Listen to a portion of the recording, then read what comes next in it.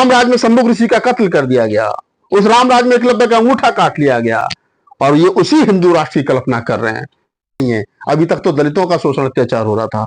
इससे पहले आपने देखा कि एक पटेल लड़की को जिस प्रकार से कथा कहने से रोका गया, एक देविका पटेल को, उसको तो किसी किसी भद्दियां गाली दी गई सवर्णों के द्वारा। उसको कहा कि तुमको तो मुजरा करना चाहिए। और थी साहू तेली, वो भी ओबीसी, वो तो मोदी जी की जाति की थी। मोदी जी तो दम्भ भरते कि मैं तो तेली हूं, उन्हीं की जाति की लड़की को जिस प्रकार से ट्रोल किया गया। और अब आप देखो इटावा की घटना, और ये कि दलितों के और खासतौर से जाटव चमार महार दुसाधों के मीणाओं के साथ खड़े होने में यादव समाज को दिक्कत हो रही है। वो ब्राह्मणों के जूते खाने को तो तैयार है, छत्री बन करके, युद्धवंशी बन करके, लेकिन दलितों के साथ आकर के फूले अम्बेडकर आंदोलन पर काम करने को तैयार है। अखिलेश यादव जी का बंगला मुख्यमंत्री ना रहने के बाद में गौमूत्र से धोया गया, और अखिलेश यादव जी दहाड़ मारते रहे, शाम में सूद्रू मेरा बंगला धोया गया, शाम में सूद्रू मेरा बंगला। उससे पहले उनको पता नहीं था कि मैं सूद्रू हूं, क्योंकि घरवाली ठाकुर थी। थी क्या भैया की घरवाली ठाकुर, शायद 4-5 बहू उनके घर में ठाकुर है। ठाकुर इस मामले में बहुत अच्छे, ब्राह्मण इस मामले में बहुत अच्छे हैं, बहुत अच्छा होगा, लड़की दे देंगे, कोई दिक्कत नहीं है। लेकिन जब कथा सुनने का नंबर आएगा तो कथा हम ही सुनाएंगे। वही ब्राह्मण जो उनको शूद्र बता रहे थे, वही ब्राह्मण जो उनका बंगला धो रहे थे, वही ब्राह्मण जो क्या नाम है गौमूत्र से छिड़क पवित्र कर रहे थे, उन्हीं ब्राह्मणों को बुला करके अखिलेश यादव अपने घर में कर्मकांड करा रहे थे। तो इसका क्या मतलब? इसका मतलब यह है कि हम पिटेंगे भी, हम छिटेंगे भी, हम गालियां भी खाएंगे, और फिर बुला करके ये भी कहेंगे साहब हमारी दान दक्षिणा ले लो, हमारे पिताजी को स्वर्ग में पहुंचा दो। पहले तो गौमूत्र से पवित्र किया जा रहा था, अब सुन लीजिए ना, अब ब्राह्मणी के मूत्र से पवित्र किया जा रहा है।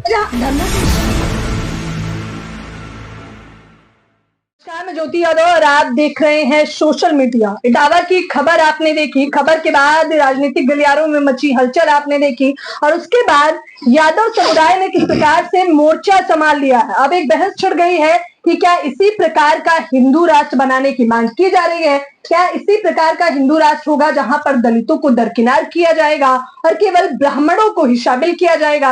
इस पूरे विषय पर चर्चा करने के लिए जाने माने चेहरे राहुल नागपाल, जो खुद किसी परिचय के मोहताज नहीं है, बताइए कैसे देख रहे हैं इटावा की खबर सुनकर? पहली प्रतिक्रिया क्या रही आपकी?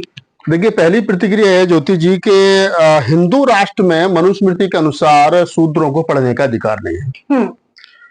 हिंदू राष्ट्र में मनुस्मृति के अनुसार शूद्रों को धन संचय करने का अधिकार नहीं है। हिंदू राष्ट्र और मनुस्मृति के अनुसार शूद्रों को ज्ञान देने का और ज्ञान सुनने का अधिकार नहीं है। एक हिंदी के लोक कवि अपने समय पर गुजरे हैं, बाबा घनश्याम दास। उनकी कविता की 4 पंक्तियां मुझे इस मौके पर याद आती हैं। वो लिखते हैं एक जगह के, मेरी कौम के पढ़ने वालों की तब जुबां काट दी जाती थी, कानों में तपते शीशों की फिर डांट ठोक दी जाती थी, ब्राह्मण का सामना करे शूद्र तो सजाए मौत दी जाती थी, और यदि वेद उच्चारण करे तो मुंह में भाल भोंक दी जाती थी। ये उस समय की घटना है जब इस देश के अंदर जिसको कह रहे हैं कि हम राम राज लाएंगे, राम राज में शंभु ऋषि का कत्ल कर दिया गया, उस राम राज में एकलव्य का अंगूठा काट लिया गया, और ये उसी हिंदू राष्ट्र की कल्पना कर रहे हैं।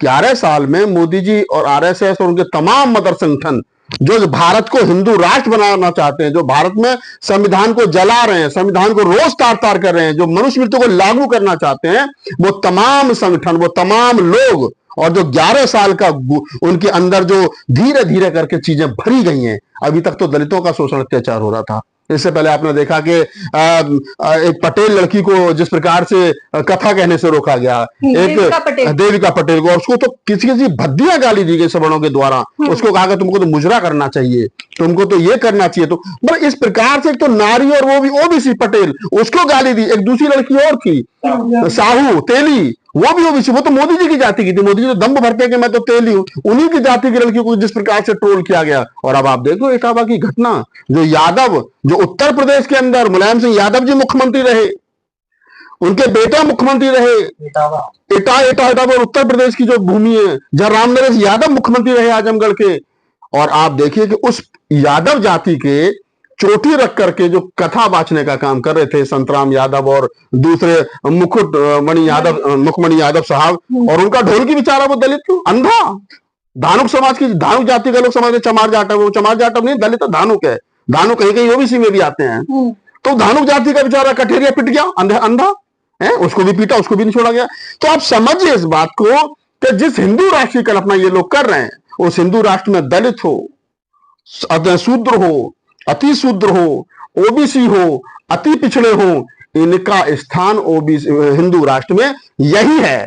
जब हिंदू राष्ट्र चरम पर है, एक तरीके से मान लो, यादव जो दम्भ भरते थे वही यादव, मैं तो अपने वीडियो में कहा, मैं कौन से वाले यादव भाई, मुलायम सिंह यादव वाले, अखिलेश यादव वाले, तेजस्वी यादव वाले, लालू यादव वाले, कृष्ण जी वाले, शरद यादव वाले, राम नरेश वाले।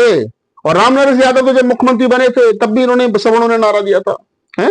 राम नरेश वापस जाओ, जाकर अपनी बहस चलाओ, इन्होंने तो नारा दिया था, हमने तुमने थोड़ी दिया था। तो इस बात को समझिए कि इस देश के सामंतवादी, इस देश के मनुवादी, इस देश के ब्राह्मणवादी, मैं पूरी ताकत और जिम्मेदारी के साथ कह रहा हूं कि इन लोगों ने इस देश का बेड़ा गर्क करने का ठेका ले रखा है। और बाबा साहब डॉक्टर अम्बेडकर जो पूरी जिंदगी इस देश के एससी एसटी को, खासतौर से उन्होंने तो बेसिक बात तो अछूतों के लिए कही, लेकिन ओबीसी को भी वो आर्टिकल 340 लेकर के रास्ता बता करके गए। और बाबा साहब डॉक्टर अम्बेडकर की मूवमेंट में जितना ओबीसी समाज है, चाहे वो साहू जी महाराज हो, चाहे वो गुजरात वाले महाराज हो, और चाहे और अन्य लोग हों जो बाबा साहब डॉक्टर अम्बेडकर के साथी रहे, चाहे सोनेलाल पटेल हो जिनकी अनुप्रिया पटेल बेटियां हैं, चाहे बाबा ललित सिंह यादव हो जिन्होंने पूरी जीवन बाबा साहब के आंदोलन को बनाने में लगा दिया। लेकिन दिक्कत क्या हो रही है कि दलितों के और खासतौर से जाटव चमार महार दुसाधों के मीणाओं के साथ खड़े होने में यादव समाज को दिक्कत हो रही है। वो ब्राह्मणों के जूते खाने को तो तैयार है, क्षत्रिय बन करके, युद्धवंशी बन करके, लेकिन दलितों के साथ आकर के फूले अम्बेडकर आंदोलन पर काम करने को तैयार नहीं है। अच्छा, इस बात की मैं इसलिए भी पुष्टि कर सकती हूँ क्योंकि खुद मैं यादव समुदाय से हूँ। सवाल तीखे हैं इसलिए आप आगे सुनते जाइए, वीडियो बीच में मत छोड़िए। बिल्कुल। मुझे ये बताइए कि यादव समुदाय के वो लोग जो पूरा मोर्चा संभाल के रखते हैं कि हम हिंदू राष्ट्र बनाएंगे, अब उनकी जबानें नहीं खुल रही। देखिए, मैं कह रहा हूँ यादव समाज दो टुकड़ों में बटा है। और देखो, यादवों को गाली देने में कभी हिंदुओं ने कसर नहीं छोड़ी है। अगर मैं ये मानवी लोगों के कभी कृष्ण थे, हालांकि हमारे साथी हैं शिवशंकर यादव शूद्र, वो कह चुके हैं कि कृष्ण कभी पैदा ही नहीं हुए, काल्पनिक है। हालांकि मैं इस बहस में नहीं जाना चाह रहा हूं, लेकिन अगर मैं मान लूं कि कृष्ण भी शूद्र, क्या नाम है, यादव थे, तो उनको माखन चोर बताया गया।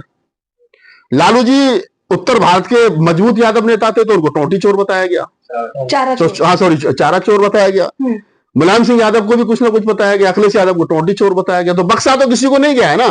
और इतनी लात, इतने घूसे, इतने जूते खाने के बावजूद अगर यादव समाज और हमारे साथी नहीं सुधर रहे तो फिर मैं क्या करूं, बताऊं मुझे। मुलायम सिंह जी के जाने के बाद में, यानी जब अखिलेश यादव जी की कुर्सी चली गई तो बंगला धोया गया, गौमूत्र से धोया गया। तमाम साथियों को पता है, अखिलेश यादव जी का बंगला मुख्यमंत्री ना रहने के बाद में गौमूत्र से धोया गया। और अखिलेश यादव जी दहाड़ मारते रहे, साहब मैं शूद्र, मेरा बंगला धोया गया, साहब मैं शूद्र, मेरा बंगला। उससे पहले उनको पता नहीं था कि मैं शूद्र हूं, क्योंकि घरवाली ठाकुर थी। थी क्या भैया की घरवाली ठाकुर, शायद 4-5 बहू उनके घर में ठाकुर है। ठाकुर इस मामले में बहुत अच्छे, ब्राह्मण इस मामले में बहुत अच्छे हैं, बहुत अच्छा होगा, लड़की दे देंगे, कोई दिक्कत नहीं है। लेकिन जब कथा सुनने का नंबर आएगा तो कथा हम ही सुनाएंगे। तो अखिलेश यादव वही जो दम भर रहे थे कि साहब हम तो, लेकिन जब पता चला कि नहीं, आप तो टोटी चोर हो, आप तो क्या नाम है शूद्र, आपका तो बंगला धोया गया। और जब बंगला धोएगा तो शोर मचाए थे, साहब मेरा बंगला धो दिया गया, मैं तो शूद्र हूं, हम हिंदू शूद्र हैं। फिर भी हिंदू शब्द नहीं छूटा उससे, फिर भी लाल सिंह यादव को नहीं पढ़ा उन्होंने, ठीक है। फिर भी क्या नाम है पेरियार रामास्वामी नायकर को नहीं पढ़ा, फिर भी उन्होंने फूले के आंदोलन को नहीं समझा। और उसके बाद जब पिताजी मर गए, माने नेताजी नहीं रहे हमारे बीच में, तो ऐसा कौन सा कर्मकांड था जो अखिलेश यादव ने हिंदुओं से नहीं कराया, ब्राह्मणों से नहीं कराया। वही ब्राह्मण जो उनको शूद्र बता रहे थे, वही ब्राह्मण जो उनका बंगला धो रहे थे, वही ब्राह्मण जो क्या नाम है गौमूत्र से छिड़क कर पवित्र कर रहे थे, उन्हीं ब्राह्मणों को बुला करके अखिलेश यादव अपने घर में कर्मकांड करा रहे थे। तो इसका क्या मतलब? इसका मतलब यह है कि हम पिटेंगे भी, हम छिटेंगे भी, हम गालियां भी खाएंगे, और फिर बुला करके ये भी कहेंगे कि साहब हमारी दान दक्षिणा ले लो, हमारे पिताजी को स्वर्ग में पहुंचा दो। कैसे तो नहीं चलेगा ना, ये तो डबल स्टैंडर्ड है। अब हुआ क्या है कि पहले तो गौमूत्र से पवित्र किया जा रहा था, अब सुन लीजिए ना, अब ब्राह्मणी के मूत्र से पवित्र किया जा रहा है। धर्मों के हिसाब से तो सबसे पवित्र गंगा जल होता है या फिर गौमूत्र होता है। अब एक और पता चला है कि ब्राह्मणी का मूत्र आज से 30 साल पहले, 35 साल पहले हम लोग देखते थे कि अरे पाप कर दिया, गंगा नहाओ, गाय मर गई गांव में, अरे गाय मर गई, इस से गंगा नहाओ, इसने अपने बाप को उल्टा सीधा बोल दिया, चल माफ कर दे, गंगा नहाया। होता था हिंदू धर्म में कर्मकांड, लेकिन हम तो कभी उसका हिस्सा नहीं रहे, गाँव में रहते थे तो देखते थे जरूर। उसके बाद में पिछले 10 साल से लाला रामदेव और तमाम जो फैक्ट्री जो दूध से महंगा मूत्र बेच रहे हैं गाय का, उन्होंने कहना शुरू किया कि नहीं नहीं नहीं, गौमूत्र पवित्र है, गंगा जल से ज्यादा पवित्र जो है वो गौमूत्र। पिछले 10 साल से ट्रेंडिंग में है। अब ये क्या नाम है ब्राह्मणी महिला का मूत्र जो है वो आ गया कि ये भी अब हो सकता है कि भाई ये भी कहें कि जिस प्रकार से यादव को पहले उसकी चोटी काटी गई, उसको बेइज्जत किया गया, वो कहा मुझे रात भर इन लोगों ने पीटा, और उसने कहा कि अहिर तेरी हिम्मत कैसे होगी कि तू हमें कथा सुनाएगा, तेरी इतनी हिम्मत होगी शूद्र की, अभी तक तो यादवों को यही पता नहीं कि वो शूद्र हैं। और सही माने में मैं कहता हूं कि तो वो ब्राह्मण एक वर्ण है और एक जाति है, क्षत्रिय एक वर्ण है एक जाति है, वैसे वर्ण है एक जाति है, लेकिन उससे नीचे जो शूद्र जिसको कहते हैं वो तमाम ओबीसी जो समाज है 52% पर 55% वो शूद्र है। और ये जिनको हम दलित कह रहे हैं, जिनको शूद्र समझते हैं, ये शूद्र नहीं है भाई, ये तो 5वां वर्ण है, ये तो अछूत है। हमारे तो छूने से भी इनकी परछाई, हम तो इनकी परछाई में भी आते थे तब भी दिक्कत हो जाती है। तो हम वर्ण व्यवस्था का हिस्सा नहीं है, हम तो पंचम वर्ण है, गांधी जी कह चुके हैं खुद कि ये तो पंचम वर्ण है। तो सही माने में तो शूद्र ये हैं, जाट है, गुजर है, यादव है, पटेल है, ये सब जो लोग हैं जिनको कथा बांचने से रोका जा रहा है, चाहे वो पटेल लड़की हो, चाहे वो साहू लड़की हो, चाहे ये यादव हमारे 2 भाई हो जिनको कूटा पीटा गया है। तो मेरा कहने का मतलब यह है ज्योति जी कि इस बात को समझना चाहिए। आज यादव 2 वर्गों में बट गया है। एक वो फूले अम्बेडकरी आंदोलन से जुड़ा हुआ यादव, यादव शक्ति पत्रिका में नाम लेके कह रहा हूं, यादव शक्ति पत्रिका से जुड़ा हुआ यादव हमारे भाई, चाहे वो लक्ष्मण यादव हो, चाहे वो सुनील यादव हो, चाहे वो सिकंदर यादव हो, चाहे वो रामोतार यादव हो, चाहे चंद्रभूषण यादव हो, तमाम वो यादव जो पूर्वांचल में डॉक्टर अंबेडकर, फूले अम्बेडकर आंदोलन की पताका को मजबूत कर रहे हैं। और वही दूसरी तरफ वो वाले यादव जो लक्ष्मण यादव को भी गाली बक रहे हैं, जो सिकंदर यादव को भी गाली बक रहे हैं, करे चमारों का झूठा खाया है यादव, इसलिए अम्बेडकर की बात कर रहे हैं, इसलिए क्या नाम है फूले की बात कर रहे हैं। अब पिट गए। अब मुझे बताओ तो कि तुमने किसका झूठा खा रखा था? तुम तो पिछले 20 साल या 30 साल से ब्राह्मणों को बुला करके कर्मकांड करा रहे थे, तुम्हें चोटी लगा करके कथा कहनी से। और मजे की बात तो ये है कि कथा भी अपने पुरखे की कह रहे हैं, मतलब अपना पुरखा कृष्ण की कथा कह रहे हैं और कृष्ण के वंशज कह रहे हैं।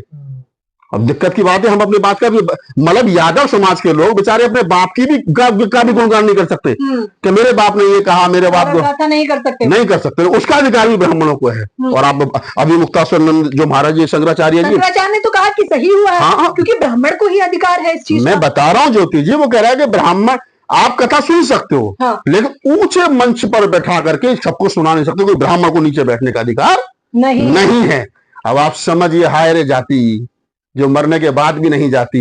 और हमारे यादव समाज के लोग चोटी रखा करके, धोती कुर्ता पहन करके अगर ये कहें कि अब हम ब्राह्मण हो गए, हम करेंगे, नहीं है भाई। डॉक्टर अम्बेडकर इस देश के सबसे बुद्धिजीवी व्यक्ति थे, पढ़े लिखे थे, वो भी मरने के बाद आज तक दलित थे, वो ब्राह्मण नहीं हो पाए। तो आप इस बात को समझिए। और इस वीडियो को बनाने का, इस बातचीत को करने का जो उद्देश्य है वो सिर्फ इतना बड़ा है ज्योति जी, मैं बता दूं कि मुझे पीड़ा है।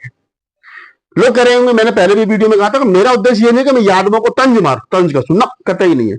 मेरा उद्देश्य सिर्फ इतना है, इस घटना के बाद जो मैं चाह रहा था ये क्या होना चाहिए था, मैं राहुल नागपाल ये चाह रहा था कि देश भर के यादवों में रोष होना चाहिए था कि हमारे अपमान हुआ है, हमारे बाल काट दिए गए, हमारी चोटी काट दी गई, हमें पीटा गया, हमें क्या नाम है, हमसे नाक रगड़वाई गई, हमसे साइकिल में छोटे पंप से गाड़ी में हवा भरवाई गई और हमारे पैसे छीन लिए, 25,000 रुपए का जुर्माना कर दिया, चैन छीन ली, अंगूठी छीन ली। और तो और हमें अपनी पत्नी के क्या नाम है, महिला की, ब्राह्मणी महिला का मूत्र छिड़क करके हमें से कहा तुम पवित्र हो गए। तो ये सारे घटनाक्रम से मुझे लग रहा था कि यादवों में रोष होगा और यादव ललित सिंह यादव की तरह विद्रोह करेंगे, लेकिन उन्होंने नहीं किया। मैं चाह रहा था कि लखनऊ के या दिल्ली के रामला मैदान में 1 लाख यादव इकट्ठा हो और वो कहेगा जो धर्म हमको अछूत मानता हो, जो धर्म हमको अपवित्र मानता हो, जो धर्म और जिस धर्म के ठेकेदार हमारे साथ इस प्रकार का व्यवहार करते हो, हम उस धर्म को छोड़ रहे हैं और आज के बाद हम अपने घरों में ब्राह्मणों को आना, बुलाना, चलाना सब बंद करेंगे।